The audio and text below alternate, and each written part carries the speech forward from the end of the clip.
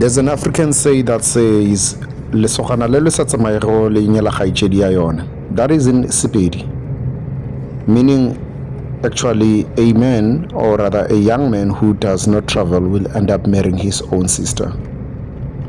This comes from just the narration and the teachings to people, generally children and young men, to say it is important to travel in order to be able to extend yourself towards understanding things in this world, in order to not make mistakes that the same people are making in the same community, in order to no longer do the things that may allow the arrow or the weapon to point back home, and hence lesogana leo le sa tsamaego le nyela kgaitšedi ya yona. So you must be able to travel. I cannot say I've traveled too much, but you know what, having been to a few countries and different spaces across South Africa. South Africa is a country by itself. I mean, right now I'm in Cape Town, as you would see in this particular space where I'm at right now. This is Claremont. South Africa is a country, and there are 9 different African ethnic groups, and of course 2 others, European ones, which is in English speaking people and the African speaking people. And those particular people speak those particular language. They come with their own culture. But of course, our cultures in South Africa, the Ngunis, the Sothos, and whoever, we are all entangled at some point in time. We are entangled to the people of Kenya who speak Swahili, entangled to the people of Malawi who speak Chichewa, entangled to the people of Kinshasa in Democratic Republic of Congo, to the people of Tanzania, to the people of Zimbabwe, the Shonas, and all of them. We are somehow related as a people. Now, that being said, as you will see in this particular video, I'm cutting my hair. I'm cutting my hair, and I just remembered, you know what? At some point in time, I was in Vietnam, and I struggled cutting my hair. I remember that I went town to town. I remember that people came around to gather, smiling, laughing, asking themselves on how to cut this hair, because they've seen a texture of the hair that they've never seen before. These people were men in their 20s, 30s, 40s, 50s in Vietnam. I went to about 3-4 different cities and towns, whatever, because I used to stay in Ho Chi Minh City, of course, by the street Win Min Ching. I think that was the street at the time. It should still be the street. It's the longest street in Vietnam. Well, not in Vietnam, but in Ho Chi Minh City. I went all around for about 4 days looking for a barber and couldn't find one. And not that there were no barbers in Vietnam, there were barbers. But every time I arrived, they said, this hair, no, I can't deal. Because I would then speak on Google Translate, explain to them that I want to cut hair, and they would explain, no, we can't. Some of them would laugh and say, no, we can't. But these people were not speaking because they were racist. Unlike the white foreigners who were in Vietnam, including white Americans and white South Africans and white Australians, who would directly be racist, and you could feel that this is racism. Why? Because they are aware of black people. They know black people. There are black people in America. But these people who are in Vietnam, who are Vietnamese, They are unlike the people in Thailand, because I mean, if you go to Thailand, the people in Thailand, they are just dark as us. They are just darker. They just look the same as us. So in Thailand, being black, people are not even getting surprised. People are not intrigued. But in Vietnam, I remember I used to walk by the street and I would be the only black person walking there. And I'd actually be a little bit of a celebrity. At times, I even at some point in time decided to wear some sunglasses. But I was hiding nothing because the color of my skin was apparent.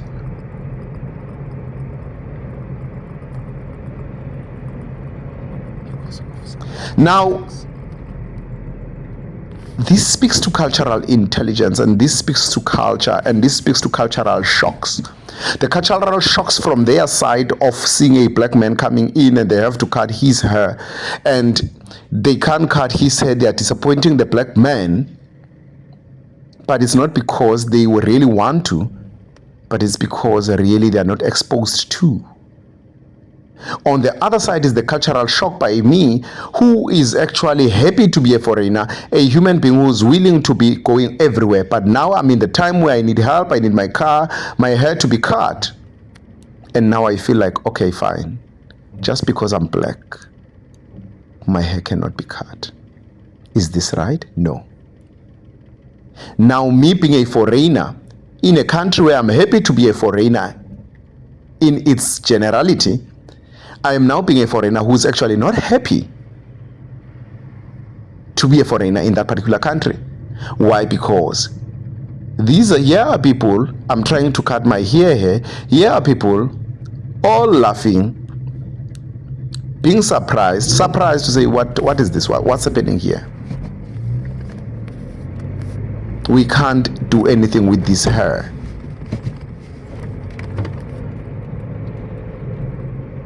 Now, a person or a human being who is not culturally intelligent, or a person who is not willing to expose themselves. You're growing up, your grandmother there in Limpopo, South Africa. Yey rona aranyalane le maZulu, aranyalane le Ndebele, le Matebile, aranyalane le Matsonga, le Bancha.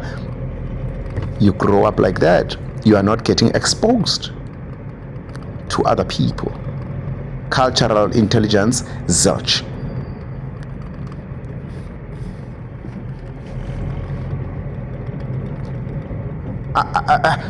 When you're culturally intelligent, then you know to say, okay, fine, these people are not exposed. These people are, some of them are ignorant. But you really cannot generally deeply call people in Vietnam. You can't say that they are ignorant. Why? Because even the media is censored. They are not supposed to see what's happening in other countries. There are things you can search in South Africa, searching children, searching wars, searching what you can see. In Vietnam, a war will be breaking between Ukraine and whatsoever. In Vietnam, you can't see because everything is just censored. It's only some American news that they give you. But if there are protests in America, those protests are not shown in Vietnamese TV. None, not even on YouTube. It becomes difficult for you to say, yeah, these people are racist, these people, because these people are not just, and you can't say they are ignorant, they are not exposed. There's no awareness. Unlike the people who come from the US, who go to Vietnam. On one day, I'm at the what do you call, at the airport. I'm flying from Vietnam to Thailand, to Bangkok. And here is a white American guy,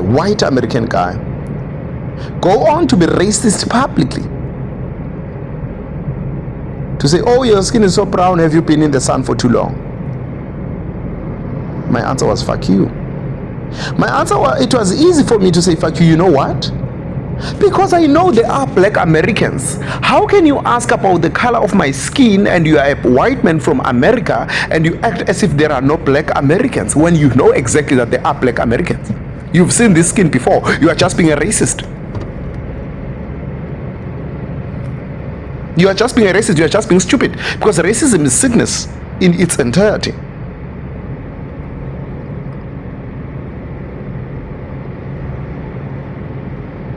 Now, I look around, when I come back from Vietnam, there are very few places in South Africa where a black man cannot just enter and cut there. And I was shocked that that happens in South Africa. In your Camps Bay in Cape Town, in your Stellenbosch in Cape Town, if you go somewhere there by Glen Vista, by Malberton, next to the clan in the east of Joburg, when you go to the southeast of Joburg rather, by Glen Vista there's one barber shop there. It just takes care of only white men and Indian men, not even the coloreds, not even the colored people.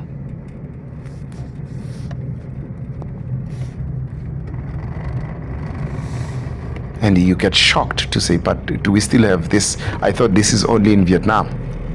But in the general country of South Africa, as you would see on this video, as I'm cutting my hair, you are able to get almost at every shop and be able to say, you know what, or rather every barber shop. You are able to enter any barber shop randomly, just like that, and just cut your hair. And nobody will be scared to say, oh, I can't cut this one, I can't do this, I can't do this. Nobody. That speaks to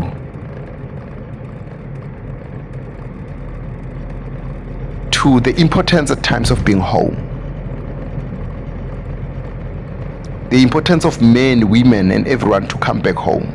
Surprisingly, when I was in Vietnam, I did end up cutting my hair. And you know where I cut my hair? 2 minutes away from where I used to stay. Because when I came back, after 4 days, I realized there was this barber shop that I was always scared to go. I'm going to put a picture of that. Can you see this picture? I was always scared to go to that barber shop because it looks so fancy. But that's the thing with people. That's the thing with us people. We look at these fancy things and we think we do not deserve them. Because it was at that barber shop that I thought this is too expensive. When I got it, it was not as expensive as I thought. It was actually cheaper than where I've went before. Beautiful, it was a young guy who was just 21, who was able to tell me to say, as I entered, says, are you here to cut your hair? I've never cut this hair before. I was closer to where I stayed when I was in Vietnam. Closer to home. Not home in South Africa, but home here. After I've traveled to towns, but now I went home. Just 2 minutes from my apartment. Now, and I said to him, yes, I'm here to cut my hair and all of that. And he says, yes, I've never cut this type of hair before. Are you American? I said, no, I'm not American. I'm South African. I says, oh, okay, you're from Africa. Yes. And this is a young guy. I said, are you still at school? He says, no, I decided not to go to school. University will waste my time. So I just decided to open my own barber shop. And he was just pushing and he was making money. He had all the things of 50 Cent, Eminem on his wall. He was just following hip hop and all of that. At least he was exposed to something, even though in Vietnam there's censorship. But that guy was exposed to something. And he became the person who cut my hair. He even took a picture of me thereafter, the picture that I've just shown you, so that he can advertise his business. And after he did that, after he advertised with my picture on it, black Americans, black people started to go to that shop. Actually, people around Vietnam who happened to be black that I would see at work, whether being Africans or Americans or any other black person from the UK, they would ask me, where did you cut your hair? And I would tell them. So that guy started to have black customers. So he actually became one of the most unique barbers and owning a barber shop in Ho Chi Minh, in Saigon, Vietnam. You know, I'm talking and my girlfriend is laughing at this.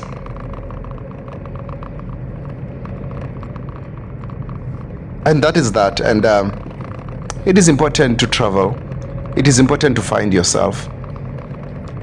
It is important to know that home might be where everything is. Because after traveling 4 towns looking for a barbershop, I only got to my apartment and I realized that actually here's the barbershop. After going across, not finding a barbershop, when I come back to South Africa, I'm able to find a barbershop just anywhere. It's home. There are things that you may look for outside in the world, therefore. You will find so many things outside there. Please travel. Travel. It's important. But when all is done, at times you never know when all is done. You should just see the signs. When you've gained enough education, or at least, if not enough, at least close to enough education to be able to go back, survive at home. It's important to go back home so that your heart can be at peace. Also, this is not the last video I have to make. If it is, thank you for being in touch. I wish I was in touch in your life too. Keep on keeping on.